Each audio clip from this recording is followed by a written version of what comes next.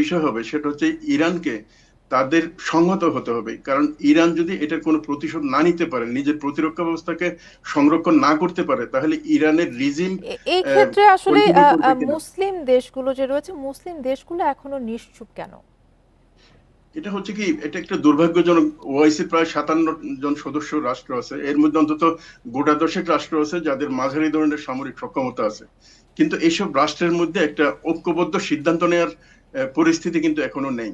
যার কারণে আমরা ওআইসি কে নিন্দা করতে দেখি, সৌদি আরব হতে এর নিন্দা করেছে এবং তুরস্ক নিন্দা করেছে, পাকিস্তান নিন্দা করেছে, কিন্তু সমন্বিত কোনো প্রতিরোধমূলক কোনো ব্যবস্থা কিন্তু নেওয়া হচ্ছে না।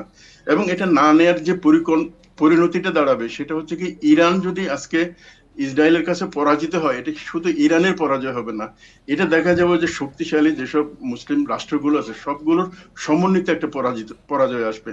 যেমন ইরান এখন টার্গেট হলো, ইরানের প্রতিরক্ষা ব্যবস্থা যদি ভেঙে দেওয়া যায়, নেক্সট টার্গেট অনিবার্য হবে শক্তিশালী আরেকটা মুসলিম রাষ্ট্র, এই ক্ষেত্রে তুরস্ক একটু হতে জানতে পারে। চাইবো যে কোনো আন্তর্জাতিক আইন বা নিয়ম নীতির তোয়াক্কা যেহেতু করা হচ্ছে না, ইসরায়েল যুক্তরাষ্ট্রের এমন আগ্রাসন আসলে কোথায় গিয়ে ঠেকবে বলে মনে করেন?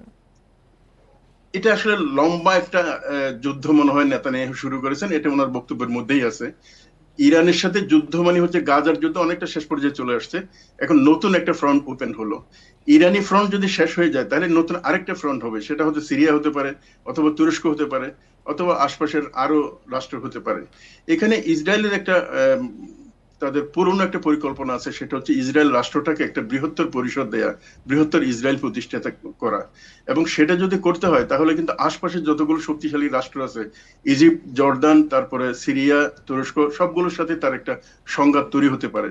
ফলে এখন যদি মুসলিম রাষ্ট্রগুলো ঐক্যবদ্ধভাবে এটাকে প্রতিরোধ না করতে পারে, অথবা ইসরায়েলের যে আগ্রাসনের প্রচেষ্টাটা এটা যদি থামিয়ে না দিতে পারে, তাহলে মুসলিম রাষ্ট্রগুলোর নিরাপত্তা কিন্তু আস্তে আস্তে বিঘ্নিত হবে বিঘ্নিত এবং হতে থাকবে।